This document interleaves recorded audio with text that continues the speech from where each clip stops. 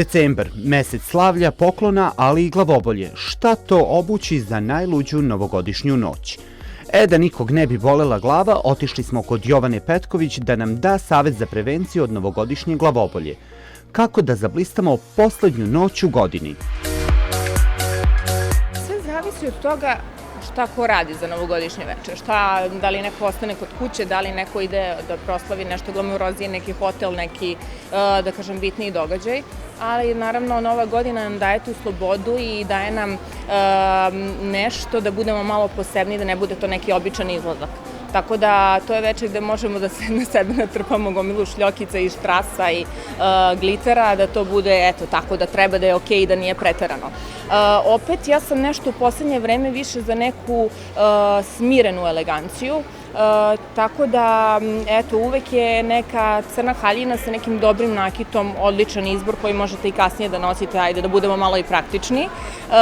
Isto tako neki kombinezon ili pantalone sa sakovom meni isto onako da kažem neobično, ali opet seksipilno i može da lepo ističe telo kod žena, tako da stvarno svako kome šta stoji, jer uniformisanost je, ja mislim, neka posebna varijanta koju bi predložila, zato što nismo sve iste, nismo sve isto građane, nemamo sve isti stil, sav isti styling, to je onako već preko glave meni, a verujem i drugima.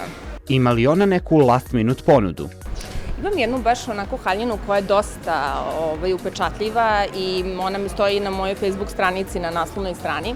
Karakteristična je, ima ovako kao ovde na ovoj, da kažem, balskoj haljini, ima perje na ramenima i sva je urađena sa šljokicama, ali koje su dosta karakteristične.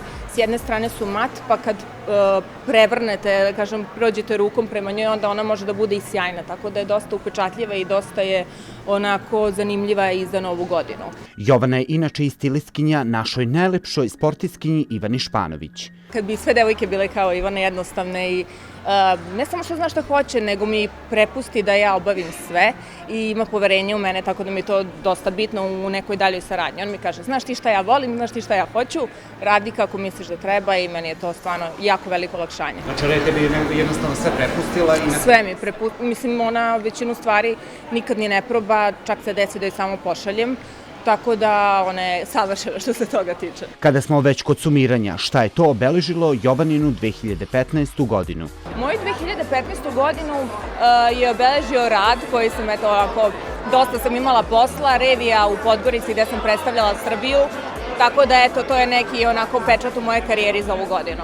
A zanimljiv savet dala je i dama u trendu Snežana Dakić. Meni je novogodišnja noć još uvek daleko, ali smatram da kao i za mature i za neke druge prilike treba se obući onako kako ćeš dobro da se osjećaš, kako će ti biti udobno, kako ti neće biti mnogo vruće, obuća ne treba da te steže i to treba bude obuća u kojoj, ako su visoke potpetice, ćeš izdržati celu noć, nećeš se u neko doba preobuti u baletanke, to mi nije baš damski pretjerano, nego izaberi onakve štikle koje možeš da izdržiš ili ako ne možeš da izdržiš, idi kući onda kad počne da te steže.